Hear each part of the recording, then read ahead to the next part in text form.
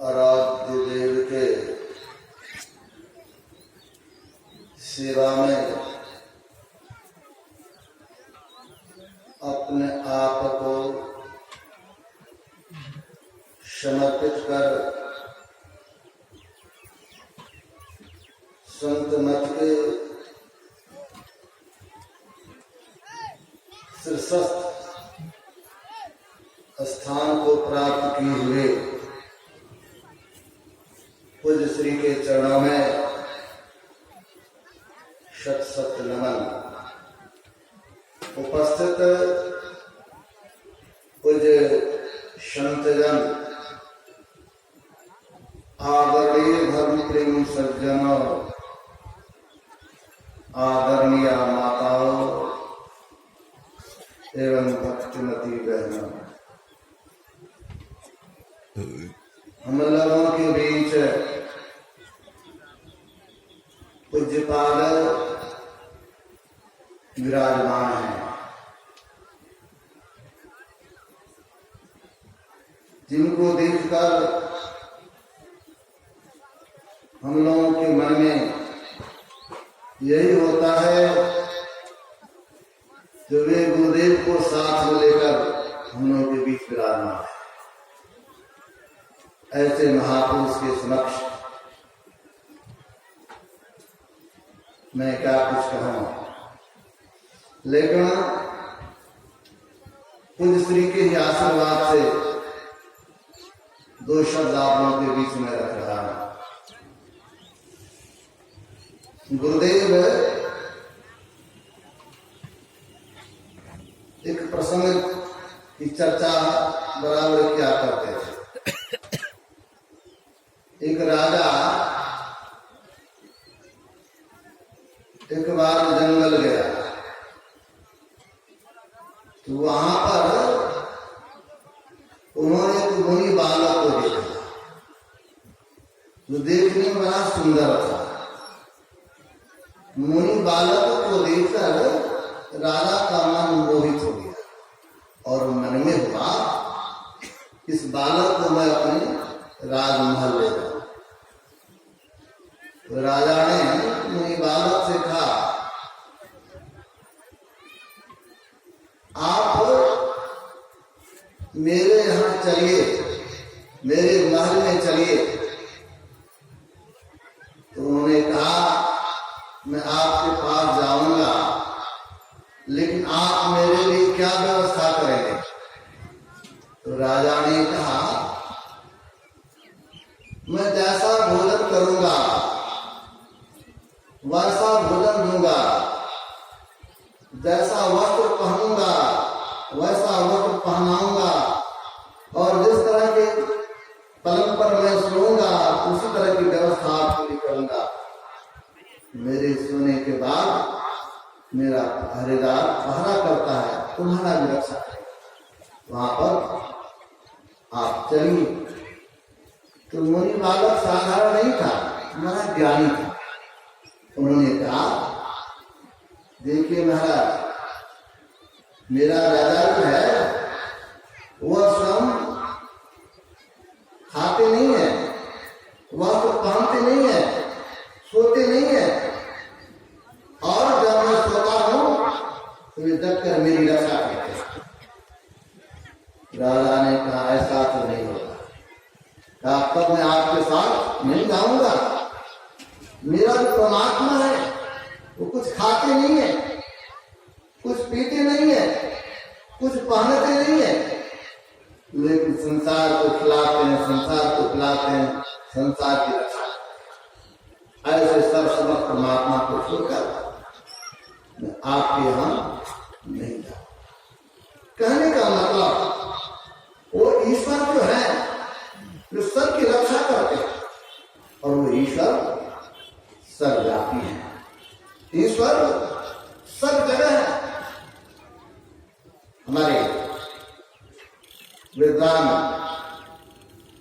युवा सन्यासी स्वामी सत्य प्रकाश बाबा अभी आप लोगों को सुना रहे थे कि ईश्वर दरअसल में कल्याण की मूर्ति है। ईश्वर जो सब जगह है, उससे कोई जगह खाली नहीं है, फिर उसे हम देखते क्यों नहीं है?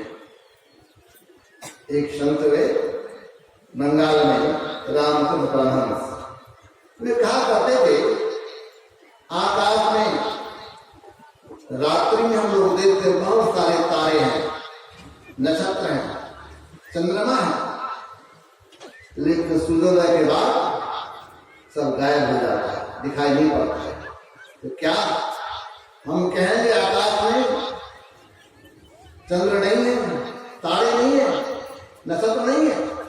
सब हैं, लेकिन सूर्य के प्रकाश के कारण दिखाई नहीं पड़ते। उसी तरह परमात्मा है, परमात्मा सब जगह है, लेकिन हम देख नहीं पाते हैं अज्ञानता के कारण। अज्ञानता के कारण उस प्रभु को नहीं जान पाते। उस प्रभु और हमारे बीच पर्दा हो गया है, जिस पर्दे के कारण हमें उस प्रभु का ज्ञान नहीं होता है, और उस प्रभु को हम इस इंद्रियों से देखना चाहते हैं। ऋषियों ने कहा वो परमात्मा जिसको हम इस इंद्रियों से देखना चाहते हैं, यह संभव है। हमारे गुरुदेव कहने की कृपा की, कोई आपको पूछे रूप क्या है, तो कहेंगे जिसका ज्ञान इस आंख से हो। शब्द किसे कहेंगे, तो जिसका ज्ञान इस कान के द्वारा हो। श्वास किसे कहेंगे, तो जिसका ज्ञान जिह्वा के द्वारा हो। उसी तरह परमात्मा किसे कहेंगे, तो गुरुदेव कहने के बाद ये जिसका ज्ञान इस चेतन के द्वारा, आत्मा के द्वारा उस परमात्मा का ज्ञान होता है। चेतन के द्वारा परमात्मा को जानता है, चेतन आत्मा। इसीलिए उस परमात्मा को जानना चाहते हैं, तो परमात्मा को जानने के लिए अपने अंदर में चलने की आवश्यकता है। अपने अंदर में जब धसेंगे तो उस प्रभु को पाएंगे, और उस प्रभु को प्राप्त करना चाहते हैं तो गुरुदेव कहने के बाद ये हमारे अंदर जो पट है, घटतम प्रकाश सब पट त्रय जीव पर है छार है, कर दृष्ट योग साधन, ये बताना चाहिए। ये जो पट है, अंधकार का पर्दा, प्रकाश और शब्द, ये त्रयपट है। त्रयपट के कारण उस प्रभु को ठीक ठीक नहीं जान पाते। इसलिए गुरुदेव कहने के बाद आप उस परमात्मा को जानना चाहते हैं, तो आपको इंद्रियों के घाटों से ऊपर उठना पड़ेगा। ऊपर उठने के लिए हमें क्या करना होगा? उस परमात्मा को प्राप्त करने के लिए, जबकि सारे संतों ने ही कहा परमात्मा हमारे अंदर में है, तो उनकी प्राप्ति कहीं बाहर नहीं होगी, उसकी प्राप्ति अपने अंदर में होगी। और अंदर में चलने के लिए करना क्या होगा? संतों ने कहा कि हमारी वृत्ति बहिर्मुखी बनी हुई है, इसे अंतर्मुखी बनाने की आवश्यकता है। इसके लिए अंदर में चलने की आवश्यकता है। अंदर में कैसे चलेंगे? तो अच्छा, इसके लिए बंद करा पलक पटको के बाहर में तुम मत भटको। उस प्रभु को जानना चाहते हैं जो सर्वव्यापी है, जो प्रभु सब जगह है, लेकिन उसकी प्राप्ति अपने अंदर में होगी, इसलिए अपने अंदर में चलने के लिए जो आंख को बंद कराए तो के बाहर में खुला। और इसी को हमारे कबीर साहब ने बड़ा अच्छा कहा, नैनों की कोठड़ी उतरी पलंग बिछाए, पलकों के डार के ये कुरिया उस परमात्मा को रिझाना है। इसके लिए आंख बंद करेंगे, और जब आंख बंद करते हैं अपने आप को पाते हैं। जब लोग अंधकार में हैं, अंधकार में प्रथम पर्दे के अंदर हैं, ये पर्दा बड़ा कठिन है, ये पर्दा जल्दी नहीं खुलता।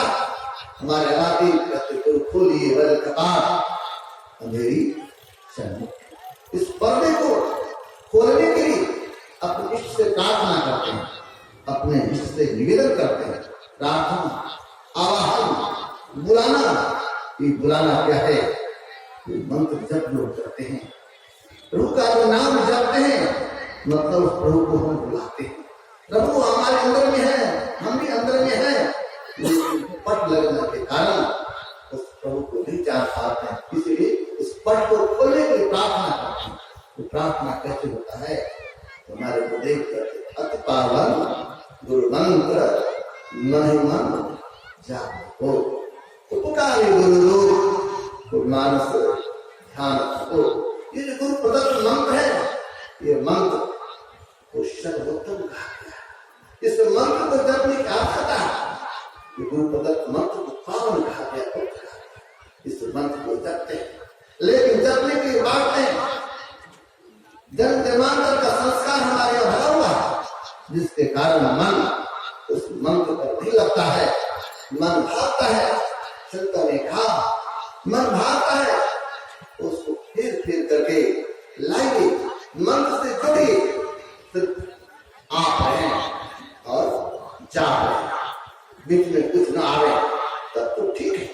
लेकिन हम लोग जब बात कर जब करने के लिए कल फिर श्री कह रहे थे तो मन भागता है, सबका मन भागता है। तो करते हैं जब होने लगता है गप, करना चाहते जाप तो भीतर से होने लगता पाप। इसके लिए घबराने की आवश्यकता नहीं। कुछ बात माँ के संत से ही जी महाराज कहने कृपा की, आप जपते हो मन भागता है तो घबराने की जरूरत नहीं। जिस तरह अगर कपड़े को आप खींचते हो, साबुन लगाते हो तो कपड़े से गंदा निकलता है, मैल निकलता है। उसी तरह हम लोग जब करने के लिए बैठते हैं, ध्यान करने के लिए बैठते हैं, तो अपने अंतःकरण में जो कलमश है वो निकलना प्रारंभ करता है। संतों ने कहा उसको हटाइए, घरवाले जब नहीं है। जिस तरह श्रावण महीने भादव महीने जाते गंगा स्नान करने के लिए देखते हैं नदी में पूरा कचरा बह रहा है, तो लोग चाहे भाई अब कार्तिक में आ जाएगा स्नान करें, हो सकता है बीच में शरीर छूट जाता, तो बुद्धिमान क्या करते हैं, तो उस कचरे को हाथ से टालता है और उसको डूब गया। उसी तरह हमारे मन ये जो कलमश आता है उसको हटाएं और जप में अपने आप को लगाएं। तो जप करेंगे, जपा सिद्धि, और जब जप करते हैं तो जिनको बुलाते हैं ये पढ़ाते हैं। हमारे गुरुदेव कहने की कृपा किए, सतगुरु नित पुकारत, शीघ्र पाप समूह है, सतगुरु रूप दिया में भारत, काम क्रोध मत लोभ है। अपने अंदर जो विकार है, विकार का समन होने लगता है, क्योंकि अराधदीप ये मूर्ति है, अराधदीप है, निर्विकार महापुरुष है, उनके अंदर किसी तरह का विकार नहीं।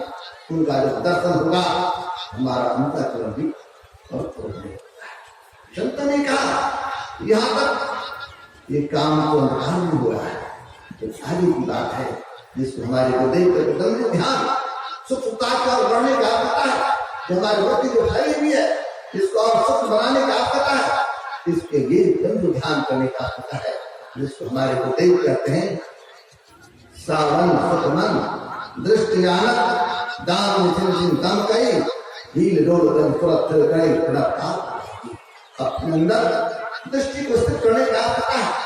जैसा गुरुदेव हम लोग को बताया वैसा जो देखेंगे, ध्यानाभ्यास करो सद ही चातक दृष्टि बनाई हो, लखत लखत चंद्र प्रभु के ज्योति मंडल धसधाई हो। देखते देखते देखने की कला से देखेंगे कि प्रभु का जो विभूति रूप बंधु है उसका दर्शन होता है। पूज्यपाद महाराज संत श्री प्रमोद जी महाराज कहा करते थे, जो अगर बंधु मिल गया तो समझो भाव सिंधु से निकलने के मौका तो बंधु मिल गया। अगर बंधु ध्यान करते हैं हमारे गुरुदेव कहने के बाद की ऐसी स्थिति हो जाएगी, तम फटे ज्योति भरे आकाश की शैल कर लेकिन यहाँ ही काम नहीं चलेगा और आगे बढ़ने की जरूरत है। और आगे बढ़ने के लिए हमारे गुरुदेव कहने के बाद की भागो भगवत छोड़ चलिए, ज्योति छेद पर आइए, सार सब में लीन होकर मैं ही गुरुगण कहते अपने अंदर में उस शब्द को पकड़ने का था। कुछ श्री कल कह रहे थे अपने अंदर बहुत सारे शब्द हो रहे, लेकिन बहुत सारे शब्दों में से गुरु जो संकेत करें उस शब्द को सुनने क्या होता है। उस शब्द को कहा गया बड़ा मीठा होता है, बड़ा सुरीला होता है। उस शब्द में जब मन लग जाता है तो बाहर नहीं पड़ता है। जो उस शब्द को पकड़ता है तो सुन रहे थे इंद्रियां है परेशान करती है, लेकिन जब से अंदर घोर सुने इंद्रिय थकित दलित मन हुआ आशा सकल वही कहते जब से अपने अंदर में शब्द को सुनते हैं इंद्रियां थकित हो जाती है, मन गल जाता है। और जब मन गल गया तो फिर काम सरने को हो जाता है, काम बनने को हो जाता है। हम लोग रोज स्तुति में करते इस स्तुति में सत शब्द धर कर चल मिलन आवरण शाही पार में इस सत शब्द को पकड़ने की बात करते हैं। उस सत शब्द को पकड़कर सारे आवरण को पार कर जाए। इस सारे आवरण क्या है? स्थूल सूक्ष्म कारण महाकारण और केवल इस सारे आवरणों को जब पार कर जाएंगे तब किसी तरह का आवरण नहीं रहेगा। और वो प्रभु जिसकी चर्चा हम लोग कर रहे थे, जो सर्वव्यापी है, जो सब जगह है, तब उनकी पहचान में ठीक ठीक हो जाएगा। जब वहां चले जाएंगे तो जब प्रभु को वहां देखेंगे उनका जब ज्ञान हो जाएगा, हमारी स्थिति हो जाए हम प्रभु प्रभु हम ये कहीं होई द्वंद रहे नहीं कोई, तब किसी तरह का द्वंद और बात नहीं रहेगा। हम और प्रभु दोनों एक हो जाएंगे। हमारे विद्वान प्रवक्ता स्वामी परमानंद जी महाराज कह रहे थे तब हमारी वही स्थिति हो जाएगी जिस तरह कुत्ता पर बैठा था और जब हंसने वाला हंस रहा था तो कह रहा था ये विष्णु विष्णु पर बैठा हुआ है। तब हमारी स्थिति हो जाएगी सिया राम मैं सब नहीं करो प्रणाम जो जो पानी सब उस परमात्मा को देखेंगे। तब तो हम लोग परमात्मा दर्रे दर्रे में है, कल कल में परमात्मा रमे हुए, तब ये ज्ञान हमको होगा। लेकिन जब तक ऐसी स्थिति नहीं बनेगी तब तक उस प्रभु को ठीक ठीक नहीं जान पाएंगे। और उस प्रभु को प्राप्त करना चाहते हैं, इसके लिए बिन दया संतन की में ही जानना इस राह को होता नहीं, हुआ नहीं तो हो जरा है नहीं। जब तक गुरु के चरण में नहीं जाएंगे, उनकी कृपा नहीं होगी तो उस प्रभु को नहीं जान पाएंगे। इसीलिए इसके लिए गुरु की आवश्यकता है। बिना गुरु की कृपा पाए नहीं जीवन उधारा है। जब तक गुरु की कृपा नहीं तो हमारा कल्याण नहीं होगा। इसलिए हमें चाहिए उस परमात्मा को जानना चाहते, ठीक ठीक जानना चाहते हैं तो पहले तो सिद्धांत रूप में जानते हैं, लेकिन जब अंतर में चलकर उस प्रभु को जान लेंगे, अंदर ज्ञान हो जाएगा, उस प्रभु को ठीक ठीक जान लेंगे तो फिर कहीं भ्रम नहीं होगा, कहीं तो भटकेंगे नहीं। इसके लिए हमें संत स्वरूप के चरण में जाना चाहिए, उनसे शिक्षा दीक्षा लेकर अंतर साधना करने की आवश्यकता है। और अंतर में चलकर जब प्रभु को जान लेंगे तो हमारा जीवन सफल होगा और वही क्षण हमारे लिए बहुत महत्वपूर्ण होगा। इसलिए हमें चाहिए संत स्वरूप के चरण होकर सद्गति प्राप्त कर ध्यान बंद करें तो हमारा कल्याण होगा। इनके साथ मैं कुछ के चरण में छोटी मन अर्पित करता हूँ। घड़ी संकेत कर रही है, लेकिन मैं खुशी से क्षमा चाहता हूँ। श्री सद्गुरु महाराज।